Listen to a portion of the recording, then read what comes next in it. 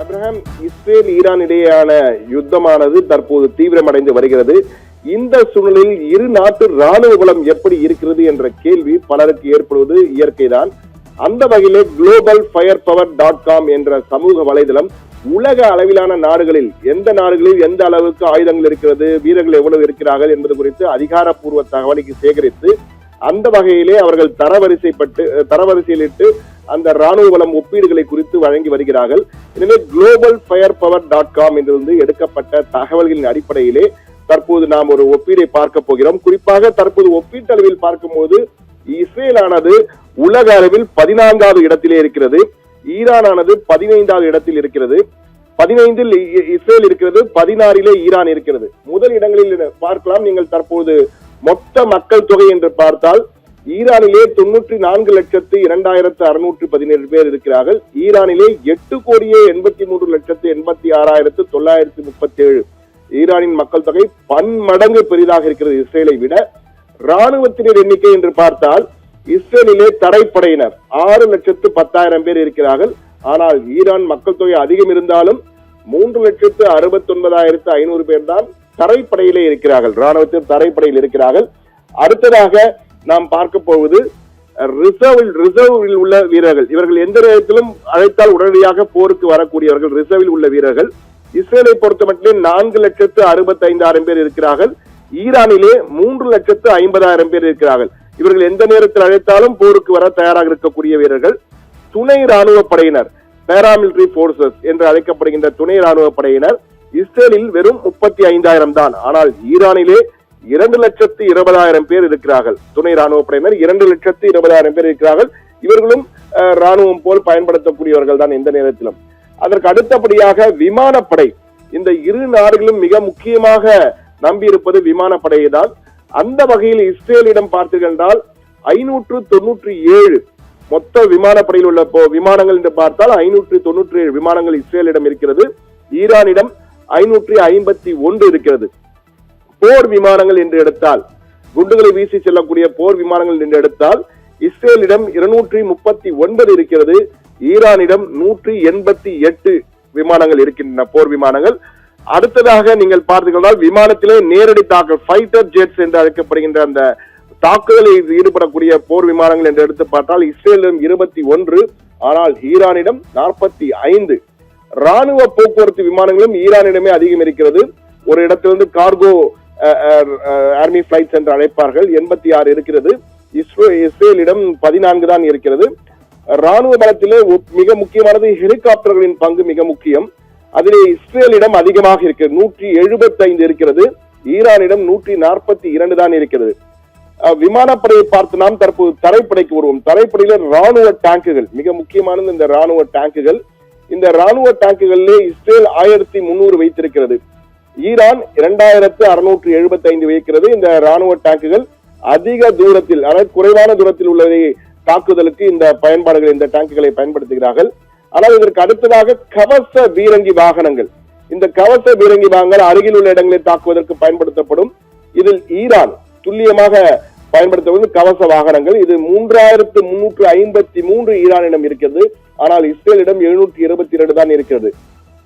தரைப்படையை பார்த்து நாம் தற்போது விமானம், தரையை பார்த்து நாம் கப்பற்படையும் பார்க்க வேண்டிய அவசியம் இருக்கிறது. இரு நாடுகளுக்கும் அந்த குறிப்பாக ஈரானிலே கப்பற்படை என்பது மிக முக்கியமாக இருக்கிறது. அந்த வகையில் ஈரானிலே 109 போர்க்கப்பல்கள் வைத்திருக்கிறார்கள்.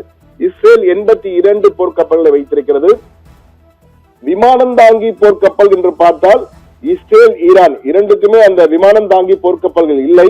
ஆனால் இஸ்ரேலுக்கு உதவியாக அமெரிக்காவின் 2 மிகப்பெரிய, உலகின் மிகப்பெரிய விமானம் தாங்கி போர்க்கப்பலான ஆப்ரஹாம் லிங்கன் தயாராக இருக்கிறது. இன்னொரு பக்கத்திலே ஃபோர்டு கப்பலும் தயாராக இருக்கிறது. ஆனால் ஈரானுக்கு உதவியாக சீனா தனது ஆயுதம் தாங்கி விமானம் தாங்கி போர்க்கப்பலை எல்லாம் அனுப்பி கொண்டிருக்கிறது. எனவே அந்த தைரியத்தில் ஈரான் இருக்கிறது. ஆனால் இஸ்ரேலுக்கு உதவியாக அமெரிக்கா ஏற்கனவே இருக்கிறது. அந்த விமானப்படை விமானம் தாங்கி போர்க்கப்பல்கள் பயன்படுத்தப்பட்டு வருகிறது. இந்த போரிலே நீர்மூழ்கி கப்பல் என்று பார்த்தால் ஈரானிடம் 25 நீர்மூழ்கி கப்பல் இருக்கிறது. இஸ்ரேலிடம் 6 கப்பல்கள் தான் இருக்கின்றது. அதே போன்று அதிவிரைவு தாக்குதல் கப்பல்கள், ராணுவ பல ஒப்பீட்டில் அடுத்து நாம் பார்ப்பது அதிவிரைவு தாக்குதல் கப்பல்கள். ஈரானிடம் 11 இருக்கிறது, இஸ்ரேலிடம் 2 தான் இருக்கிறது. ஏவுகணைகள். ஈரானின் மிகப்பெரிய ஒரு பலமாக அவர்கள் பார்ப்பது அந்த ஏவுகணைகள் தான்.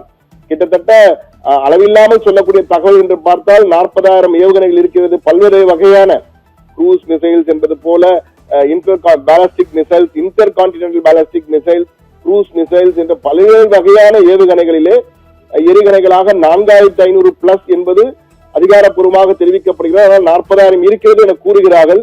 பாதாளத்தில் அடுக்கி வைத்திருக்கிறார் என்று. ஆனால் அதற்கான அதிகாரப்பூர்வமான தகவல்கள் இல்லை. இஸ்ரேலை பொறுத்தமட்டிலே 700 பிளஸ் வைத்திருக்கிறார்கள். ஆனால் இஸ்ரேல், ஈரான் இந்த இரண்டு ராணுவ பலத்தையும் நாம் பார்க்கும்போது மிக முக்கியமாக நாம் பார்க்க வேண்டியது மீண்டும் ஒரு முறை அனைத்தையுமே பார்க்கலாம். இரண்டிலும் முக்கியமாக நாம் பார்க்க வேண்டியிருப்பது என்னவென்றால், இஸ்ரேலிடம் அணு ஆயுதங்கள் தயாரிப்பதற்கான உரிய சக்தி அவர்களிடம் இருக்கிறது. அணு ஆயுதங்களை வைத்திருக்கிறார்கள் என்றே தகவல்கள் வருகின்றன. ஆனால் அதற்கான முயற்சிகளில் தான் ஈரான் ஈடுபட்டது. அதற்கே தற்போது அமெரிக்கா தலையில் கொட்டு வைத்து அந்த அணு ஆயுத செறிவூட்டலுக்காக பயன்படுத்தப்படும் யுரேனியத்தை கூட அவர்கள் அந்த நிலைகளை எல்லாம் கடந்த ஜூன் மாதம் நடைபெற்ற யுத்தத்தின் போதே அழித்து விட்டார், 12 நாள் யுத்தத்தின் போது. எனவே ஈரானிடம் அணு சக்திக்கான அணு ஆயுதங்கள் ஏதும் இல்லை. ஆனால் இஸ்ரேலிடம் அதற்கான ஆயுதங்கள் இருக்கிறது, அணு ஆயுதங்கள் இருக்கிறது என்பது அனைவரும் அறிந்ததுதான். ஆனால் இந்த போரினை பொறுத்தப்பட்டு இந்த ராணுவ பலம் ஒப்பீடு என்பது மிக முக்கியமாக பார்க்க வேண்டியிருக்கிறது. இரு தரப்பிலும் சம அளவிலே பலம் இருக்கிறது. ஆனால் இஸ்ரேலுக்கு மிகப்பெரிய பலம் என்றால் பக்க பலமாக, பின்பலமாக இஸ்ரேலுக்கு பின்னால் இருக்கக்கூடிய அமெரிக்கா என்ற மிகப்பெரிய சக்தி தான், அதில் மாற்று கருத்தில்லை. ஈரானுக்கு தற்போது வெளிப்படையாக அமெரிக்கா போல் தற்போது வெளிப்படையாக சீனாவோ அல்லது ரஷ்யாவோ வந்து நிற்கவில்லை. ஆனால் சீனா நாங்கள் சும்மா பார்த்து கொண்டிருக்க மாட்டோம் என்று நிறைய வசனங்களை எல்லாம் தொடர்ந்து கொடுத்து கொண்டிருக்கிறார்கள். ஆனால் நேரடியாக களத்தில் வந்து விட்டார்களா என்றால் இதுவரை வரவில்லை என்பதுதான் யதார்த்த கள நிலவரம். ஆனால் அமெரிக்கா களத்திலே இருந்து இஸ்ரேலுக்கு உதவியாக போரிட்டுக் கொண்டிருக்கிறது. எனவே தற்போது பலம் இரு நாடுகளும் சம பலத்தில் இருந்தாலும் இந்த பக்க பலம் என்பது மிக மிக முக்கியமாக இந்த போரிலே பார்க்கப்படுகிறது.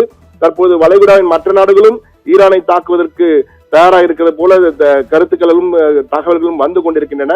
ஆனால் ஈரான் எளிதில் மடிந்துவிடக்கூடிய ஒரு நாடு அல்ல. அது சரியான பதிலடி கொடுக்கும் என்பதை தற்போது நாம் மத்திய கிழக்கு நாடுகளில் பல நாடுகளிலே ஏற்படுகின்ற தாக்குதலை பார்க்கும்போது நம்மால் புரிந்து கொள்ள முடிகிறது. ஈரானை பொறுத்தப்பட்டிலே அந்த அளவுக்கு ஆயுதங்கள் வைத்திருக்கிறார்கள். அதே போன்று plan A, plan B, plan C என்று மாற்று திட்டங்கள் அடிக்கடி நிறைய வைத்திருப்பதால் அவர்கள் தங்களுடைய போர் வியூகங்களை மாற்றி மாற்றி தாக்குவதால் தான் இந்த போர் உக்கிரமாக மாறிக்கொண்டிருக்கிறது என்றுதான் கூற வேண்டும். தற்போது இந்த ஆயுதங்கள் என்பது மிக முக்கியமானது. இரண்டு தரப்பிலும் ஆயுதங்கள் காலியாகி கொண்டிருக்கின்றன. எனவே அடுத்தது என்ன என்பது மிக முக்கிய கேள்வியாக எழுகிறது. ஆனால் போர் விமானங்கள், அதாவது போர் பலம், ராணுவ பலம் ஒப்பீடு என்று பார்த்தால் நிச்சயமாக இருதரப்பும் சம அளவில் தற்போது மோதி கொண்டிருக்கிறது. பின்னணியில் வரக்கூடிய அமெரிக்கா இங்கு பலம். ஆனால் அங்கு சீனா களமிறங்கினால் அவர்களுக்கு பெரிய பலம். ஆனால் சீனா களமிறங்குமா என்பது மிகப்பெரிய கேள்விக்குறி என்பதால் யதார்த்தமாக இருக்கிறது. அப்ரஹாம், தகவலுக்கு நன்றி சண்முக சுந்தரம்.